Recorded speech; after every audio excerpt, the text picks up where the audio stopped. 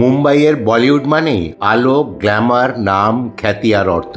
কিন্তু এই আলোর আড়ালে কত জীবনের অন্ধকার গল্প লুকিয়ে আছে তা আমরা খুব কমই জানি। আজ চলুন জেনে নিই সেই 6জন কিংবদন্তি শিল্পীর কথা যারা পৃথিবী ছেড়ে চলে গেলেন অনেক তাড়াতাড়ি, কিন্তু রেখে গেছেন অমর ছাপ। তারা ছিলেন আলো, খ্যাতি আর সাফল্যের প্রতীক, কিন্তু ভাগ্য যেন তাদের জন্য লিখেছিল এক করুণ পরিণতি।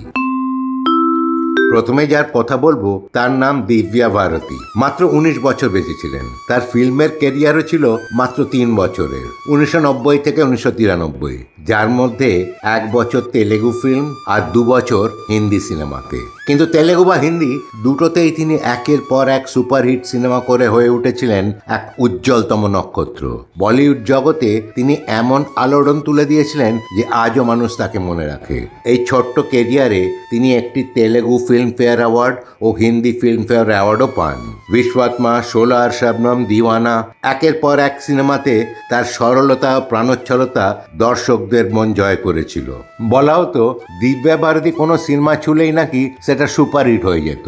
কিন্তু আশ্চর্যজনকভাবে মাত্র 19 বছর বয়সে মুম্বাইয়ে তার নিজের ফ্ল্যাটের বারান্দা থেকে পড়ে গিয়ে তার মৃত্যু হয়। সেই মৃত্যু আজও রহস্যের ঘেরাটোপে। দুর্ঘটনা নাকি অন্য কিছু, এই নিয়ে অনেক জল্পনা বা নানা কথা হয়, তবে আমরা সেই কন্ট্রোভার্সি নিয়ে এখানে আলোচনা করব না। এই লিস্টে দ্বিতীয় যার নাম বলবো তিনি হলেন বিখ্যাত আর্টিস্ট স্মিতা পাতিল। তিনি মাত্র 31 বছর বেঁচেছিলেন। তার 12 বছরের ফিল্মের ক্যারিয়ারে তিনি মূলত হিন্দি ও মারাঠা সিনেমাতে কাজ করলেও গুজরাটি, কানাডা, মালায়ালাম সিনেমাতেও কাজ করেছিলেন এবং ভারতীয় সিনেমার ইতিহাসে সর্বশ্রেষ্ঠ অভিনেত্রীদের মধ্যে একজন বলে তাকে গণ্য করা হয়। তিনি প্যারালাল সিনেমা বা আর্ট ফিল্ম এবং কমার্শিয়াল সিনেমা দুটোতেই বিখ্যাত হয়ে গিয়েছিলেন। 80টারও বেশি সিনেমাতে কাজ করে তিনি 2টো national film award, filmfare award এবং নানা পুরস্কার পেয়েছেন। 1985 সালে স্মিতা পাতিল ভারতের 4র্থ সর্বোচ্চ বেসামরিক সম্মান পদ্মশ্রী লাভ করেন। অর্ধসত্য, মান্ডি, মন্থন, ভূমিকা, আর্থ, মির্চ মশালা, তার প্রতিটা চরিত্রেই ছিল নারী শক্তির এক নতুন সংজ্ঞা। এছাড়াও কমার্শিয়াল সিনেমাতে নমক হালাল, শক্তি এসবেও তিনি দর্শকদের নজর কেড়েছিলেন। মাত্র 31 বছর বয়সে সন্তানের জন্মের পর প্রসূতি জটিলতায় তিনি মারা যান, আর বলিউড সেদিন এক অসমাপ্ত অধ্যায় হারায়। এই লিস্টে তৃতীয় যার নাম বলবো তিনি হচ্ছেন সুশান্ত সিং রাজপুত। মাত্র 34 বছর বয়সে তিনি পৃথিবী ছেড়ে চলে যান। ছোট পর্দা থেকে বড় পর্দায় উঠে আসা এক অসাধারণ প্রতিভা।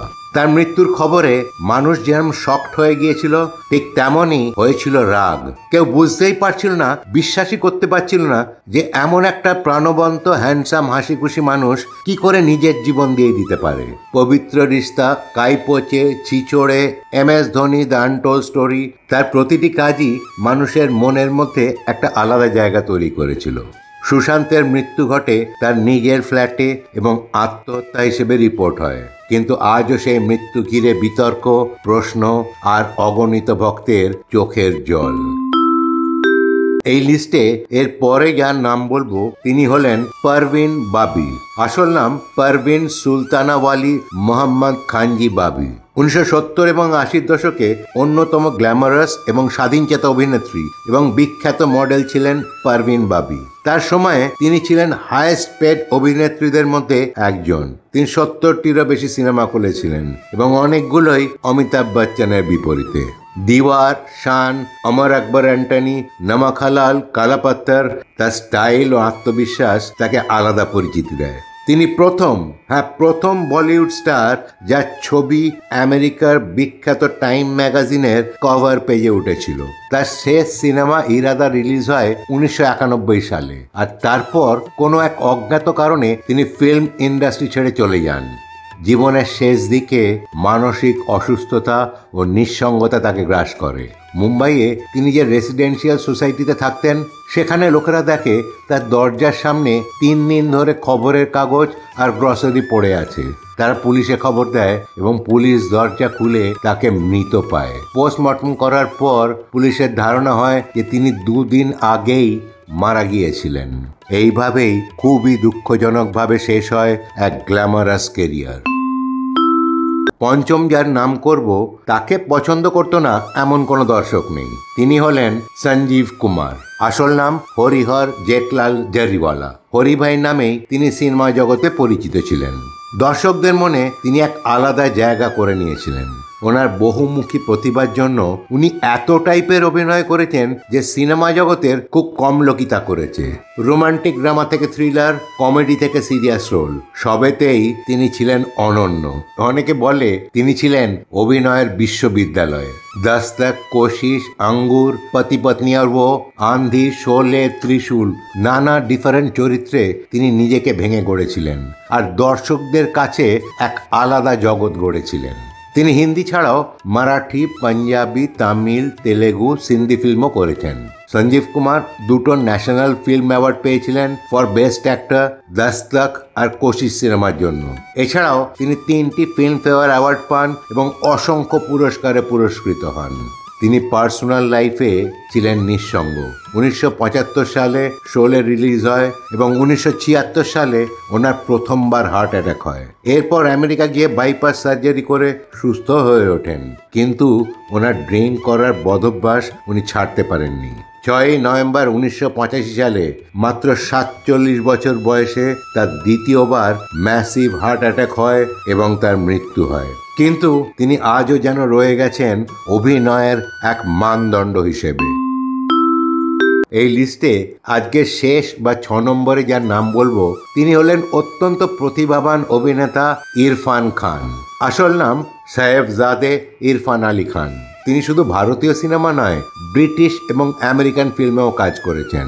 তাকে বিশ্ব চলচ্চিত্রের এক অন্যতম সেরা অভিনেতাদের মধ্যে একজন বলে বিবেচনা করা হয়। প্রায় 35 বছরের কর্মজীবনে তিনি একটা ন্যাশনাল ফিল্ম অ্যাওয়ার্ড, একটা এশিয়ান ফিল্ম অ্যাওয়ার্ড, 6টা ফিল্মফেয়ার অ্যাওয়ার্ড এবং ভারতের 4র্থ সর্বোচ্চ বেসামরিক সম্মান পদ্মশ্রী লাভ করেন। ওনার cinema life in a metro, Paan Singh Tomar, the lunch box, Angrezi medium, Piku, life of Pi তাকে অন্য উচ্চতায় তুলে নিয়ে গিয়েছিল এবং মানুষের মনে গেঁথে দিয়েছিল। 1995 সালে তার বিয়ে হয় সুতপা শিকদারের সঙ্গে এবং তাদের 2টি ছেলেও আছে। দুর্ভাগ্যবশত 2018 সালে ইরফান ক্যান্সার রোগে আক্রান্ত হন।